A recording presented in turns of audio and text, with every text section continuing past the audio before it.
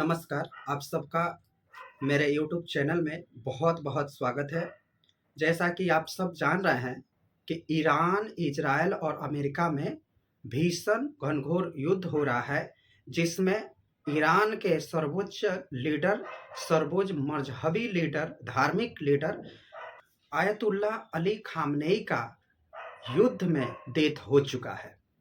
इस पर भारत के शिया मुसलमान और कुछ और मुसलमान, विशेषकर मुस्लिम धर्म के लोग, वो सब कंडेम करने के लिए भारत सरकार की तरफ से एक संवेदना और इसकी निंदा प्रस्ताव चाहते हैं, जो कि असंभव है। जिस दिन पहले ही युद्ध हुआ था, उस दिन MEA, ministry of external affair ने इसकी कड़ी शब्दों में निंदा किया था और कहा था कि यह भारत की धरती है, भगवान राम, कृष्ण और बुद्ध की धरती है। हम हमेशा चाहते हैं कि शांति से सभी मसलों का हल निकाला जाए। अब हमारे 3 क्वेश्चन है कि आखिर भारत के कुछ विशेष समुदाय, शिया मुसलमान एंड बाकी लोग क्यों चाहते हैं कि प्राइम मिनिस्टर इस पर कुछ बोले। प्राइम मिनिस्टर ने जब कनाडा का और इंडिया का जो एमओयू साइन हो रहा था, उसमें भी उन्होंने साफ साफ कहा कि हमें किसी भी मसले का हल निकालना है, एक टेबल पे बैठना होगा, तभी ही जाके किसी मसले का समाधान निकलेगा। युद्ध अभी के समय में बिल्कुल कोताही है।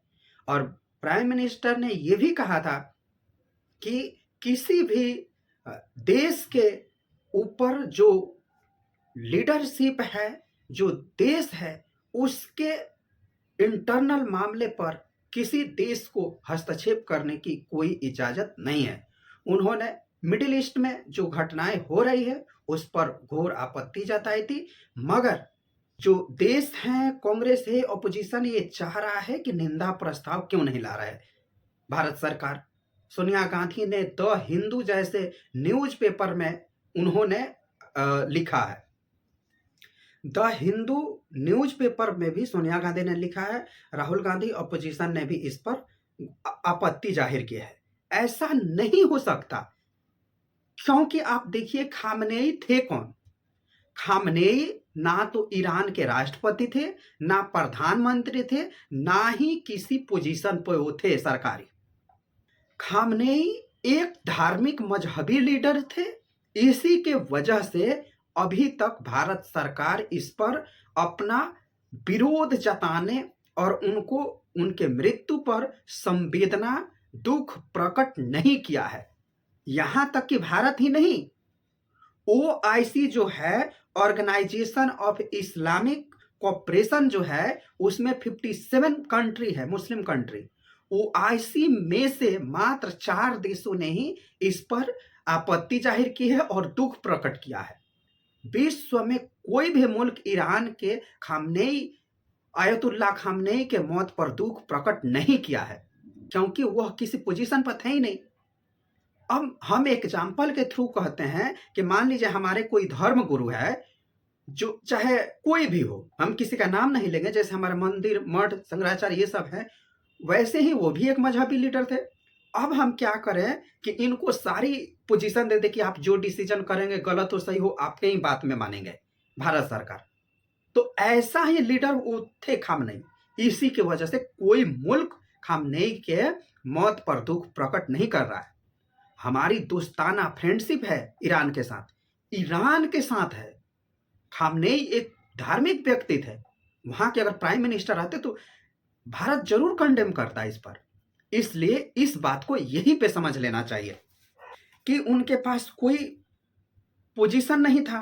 दूसरा कि वो एक धार्मिक लीडर थे, वो हमेशा कंट्रोवर्शियल लीडर रहे हैं। शिया समुदाय के जो मुस्लिम है, इस्लाम है, उनके वो सर्वोच्च लीडर अपने आप को डिसाइड कर लिए थे। हालांकि जो ईरान के पास के जो कंट्री है, Saudi, Dubai, Bahrain, Qatar, UAE, ये सब भी उनको मानने को तैयार नहीं था कि ये व्यक्ति आयतुल्लाह अली खामनेई यह धार्मिक कट्टरपंथी है, इसलिए कोई भी मुल्क उनके पास पुरजोर तरीके से खड़ा नहीं हुआ।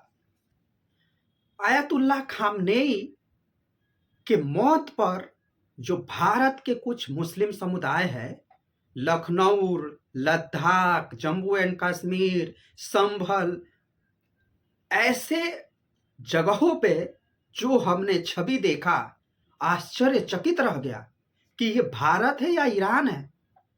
अमेरिका और इजराइल ने ऐसी पोजीशन ईरान में देखना चाह रहा था, जबकि ऐसी पोजीशन भारत में हो गया।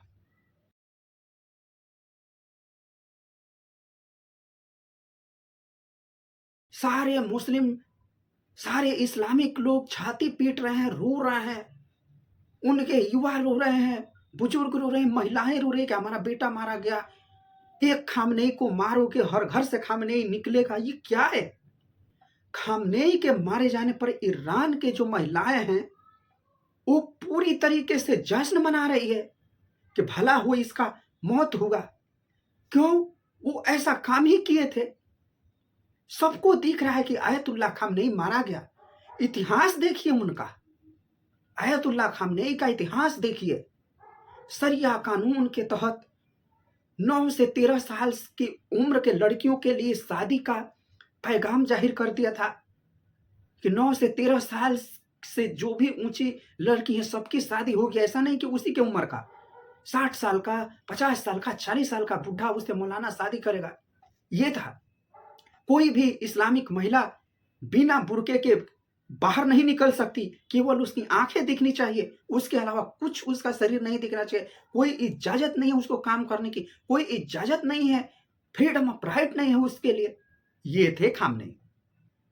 जो भारत की महिलाएं छाती पीट के हाय मेरा बेटा मारा गया, हाय मेरा बाप मारा गया, हाय मेरा लीडर मारा गया, वो सब इतिहास नहीं जानती। आज ही के 3 तारीख तीसरा महीना 2026 है।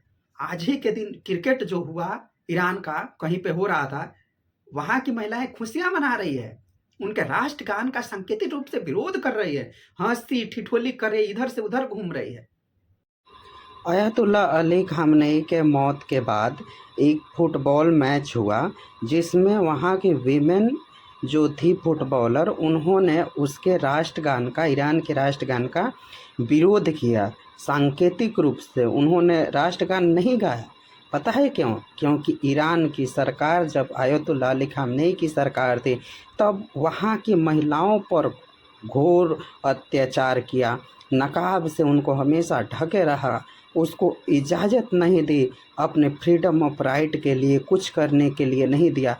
अगर वो महिलाएं पुरुषों के साथ कुछ नहीं करती तो उसको प्रताड़ित किया जाता। और ये है भारत के महिलाएं जो देखिए छाती पीट रही है, हाय मेरा खामनेई, खामनेई, खामनेई, खामनेई, हर घर से खामनेई निकलेगा, हर घर से खामनेई निकलेगा। मार रहा है ईरान, मार रहा है इजराइल, मार रहा है अमेरिका, और खामनेई भारत में निकलेगा। भारत में निकल के खामनेई क्या करेगा हर घर से? ये वो महिलाएं हैं जो कहती है कि हम मोदी को नहीं जानते, मगर खामनेई इनका बेटा, भतार, पति सब है। मैंने तो आज तक नहीं देखा भारत में कोई मुस्लिम मरता है तो उसको रोया जाता है, परंतु ये मजाक कर रही है आपस में। ये है जो वो चीजें देखा नहीं, इसलिए आप लोग ऐसे बहकी बहकी बातें कर रहे हैं।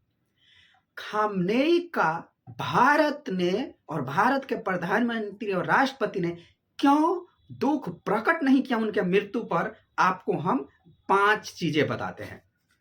खामनेई ने क्या कहा था नवंबर 2010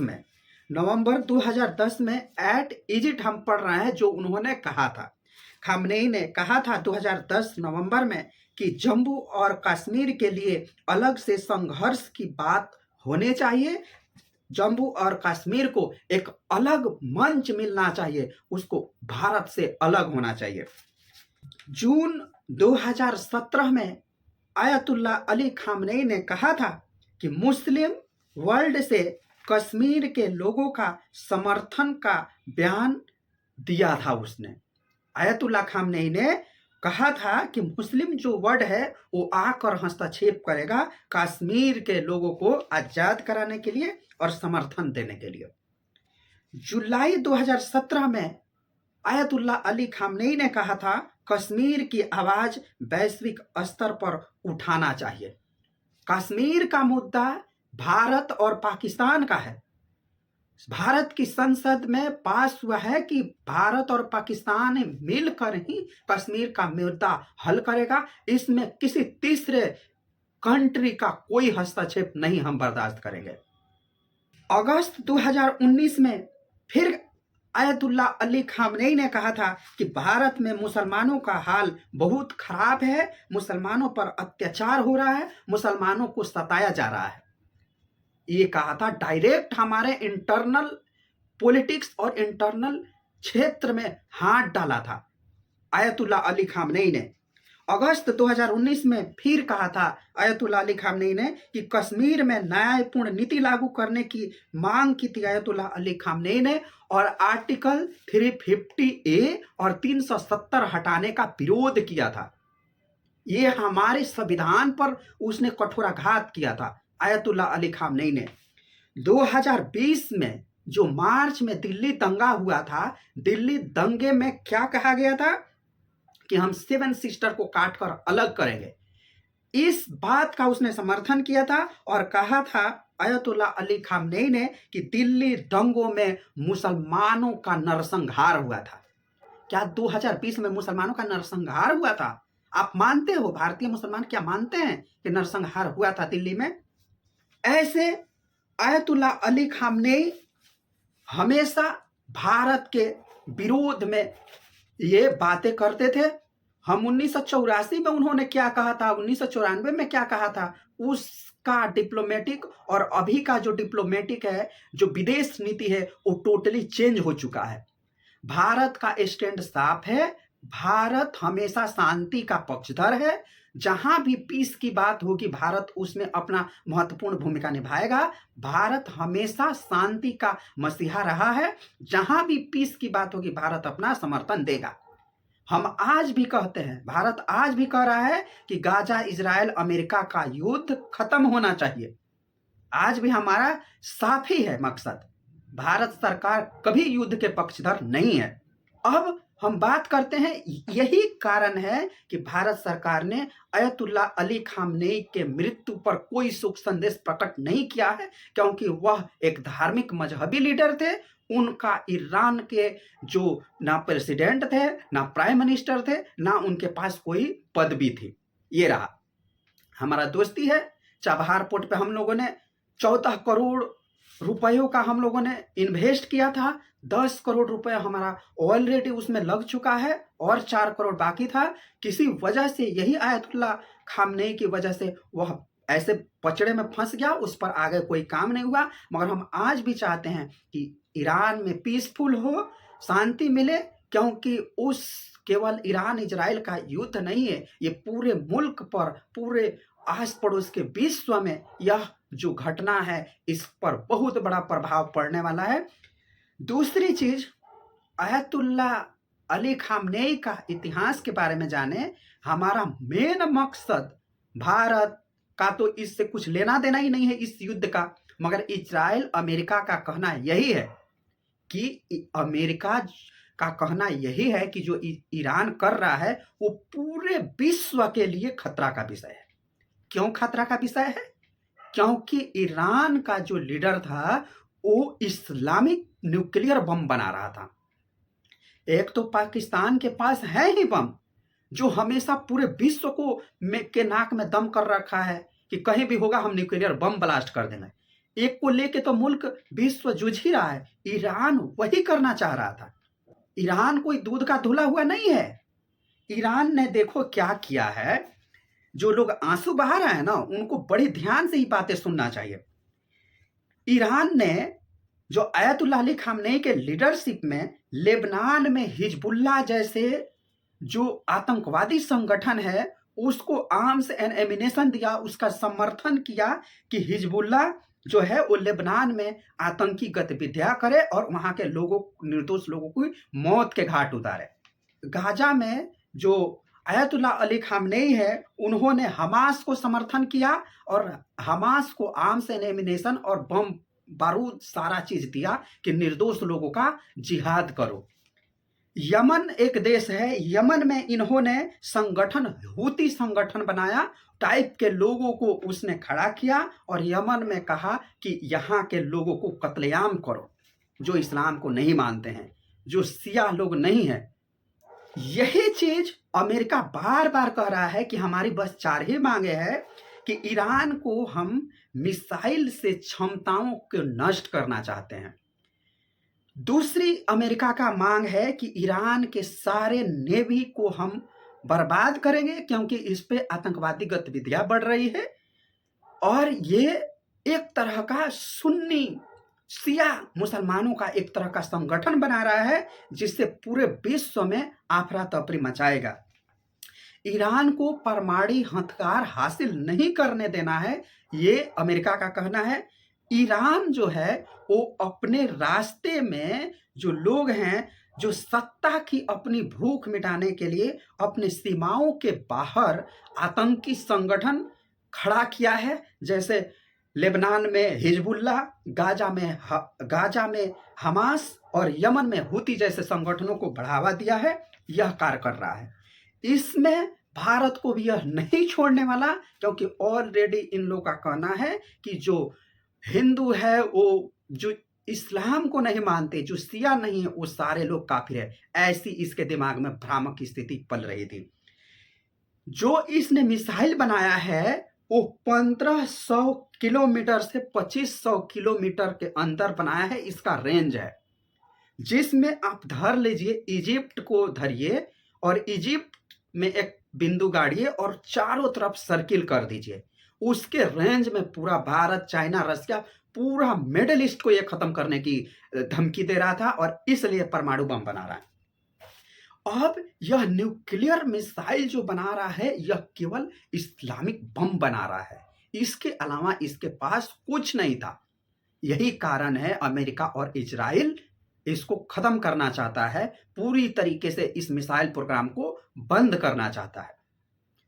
यहां तक कि अमेरिका, इजराइल ने इन पे हमला किया, ईरान ने क्या किया, UAE, Qatar, Bahrain, Kuwait, Saudi Arabia, इन लोगों पर जो कि मुस्लिम ब्रदरहुड है, उस पर भी इसने हमला किया। वहां के निर्दोष लोगों के जान माल की खतरा किया और निर्दोष लोगों की पूरी तरीके से जान को हथेली पर रख दिया।